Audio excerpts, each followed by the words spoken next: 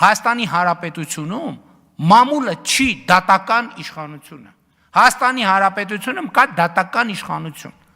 որ մամուլի հոդվածներով գնայինք, հիմա ձեզ կախաղաններ էինք անել եւ Հայաստանից արտաքսել էինք ընդհանրապես։ Այսինքն մամուլ, բայց ձեր մասին ինչ են գրում մամուլի հոդվածներ։ Դուք ընդհանրապես ինչ եք ասա, ձեր մասին գրում եք, որ դուք օտարերկրյա շպիոններ եք։ Ինչ գործ ունեք դուք ես դահլիճում ընդհանրապես նստած։ Մամուլի հրապարակումներով առաջնորդվեմ, սաղիթ պետք է տանեմ լսեմ ԱԱԾ-ի պատվալը, որ մամուլի Առաջինը դու պետք է գնաս ու դու կգնաս։